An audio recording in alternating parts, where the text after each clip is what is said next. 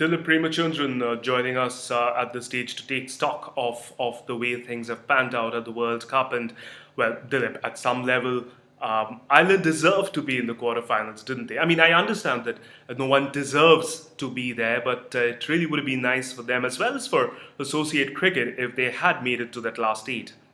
Incredible achievement for associate cricket if Ireland had made the quarterfinals, but let's face it, no team has a right to be there.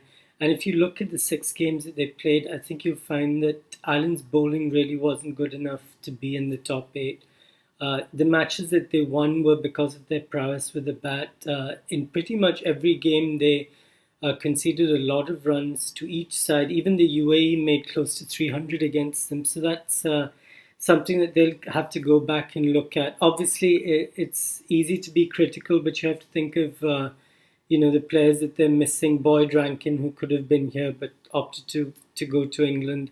Tim Murtagh wasn't here, so they've been missing players as well. But you have to, as William Porterfield kept saying, you have to make do with what you have, and what Ireland had wasn't really good enough. And Dilip, for a change, it was the Irish batting that let them down. They've been batting well right through the tournament. The bowling was the weaker suit, but the batting let them down, especially in those last 10 overs. I wouldn't be too critical of Ireland's batting, actually. I thought they actually batted fairly well. The problem was that apart from Porterfield, the boys who got themselves in didn't really carry on. Ed Joyce sort of got settled and then got out to what was a fairly poor shot. Same for Niall O'Brien, started off with a couple of cracking strokes, then got out. Andy Balbirnie didn't quite carry on. Gary Wilson couldn't carry on. But while we're being critical of these individuals, let's also remember how beautifully Pakistan bowled, especially in those last 15 overs. I mean, that combination of Wahab Riaz, Sohail Khan, and Rahat Ali is probably as good a death bowling group as there is in this tournament. So I think you have to give a whole lot of credit to them while saying that Ireland were perhaps below par with the bat. Dilip, let's also talk about Bangladesh, which you could call is the only little surprise in the quarterfinals, at least not one of the top eight teams, and therefore the little surprise. Do you think they have anything in their lineup that could trouble the Indians, that could stop the Indians, who seem to be just rolling over everyone? The Bangladesh story is a heartwarming story. I mean, it sort of happened in 2007, but they couldn't really kick on from that. And this is very much their sort of golden generation of talent. Shakib, Mushfiqur, Tamim Iqbal, Mahmudullah, these kind of players.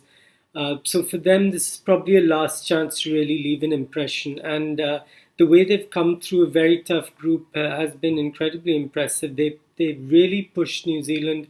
We're not sure what would have happened against Australia at the Gabba. Perhaps that washout and the extra point sort of gave them the spur to go on to bigger things. But apart from one really poor game against Sri Lanka at the MCG, they were really good in every other outing. That poor game at the MCG should serve as a warning that it's a big ground, very hard for batsmen to hit fours and sixes, very hard for bowlers to control the runs if they don't get it absolutely right. And I think, honestly, Bangladesh would have preferred to play most other teams in the last eight other than India, because India sort of have the same strengths, just to a greater degree. I think India's batting is significantly more robust and explosive, and I think they've just got slightly more quality on the bowling side as well.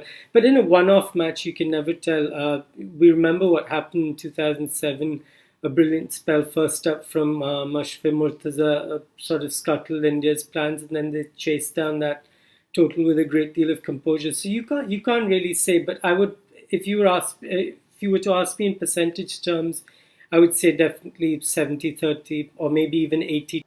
And Dilip, might be a bit too early to be asking this, but who are your picks for the semi-finals? Who are going to be the four winners of those quarterfinal matches? Semi-final picks. Now that's a hard one.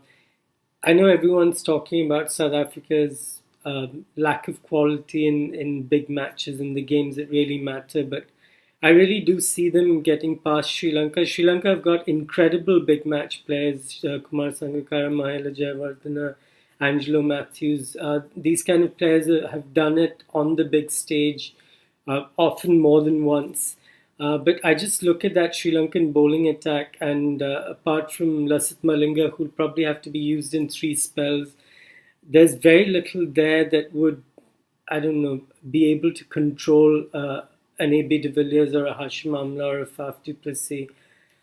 So I really do see South Africa making a lot of runs, unless you have a situation where Sri Lanka bat first, make a significant total, and then we sort of know what happens to South Africa when they chase totals in excess of 270. So that's probably the ideal situation for Sri Lanka, because otherwise I really can't see them winning that. India, Bangladesh, I already said, I think India big favourites for that. Again, the same with Australia, Pakistan. 9 times out of 10, you would back this Australian team, especially with the bowlers that they have, against a fairly fragile Pakistani lineup to win 9 times out of 10. But it's just that, that one occasion where what happens if a Wahab Riaz or a Mohammad Irfan, assuming he's fit, have spells of a lifetime. What happens then? We saw New Zealand do that to Australia at Eden Park. So you never know. But if you were to ask me, I would say Australia. Similarly, for the last game, we know that West Indies on their day can turn up and roll over most teams.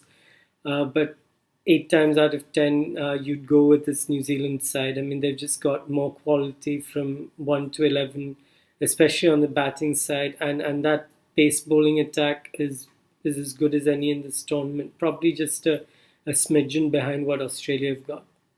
For now, Dileep Premachandran, thank you very much for joining us. We'll keep coming back to you as the business end gets hectic across the World Cup. We'll leave it there for now.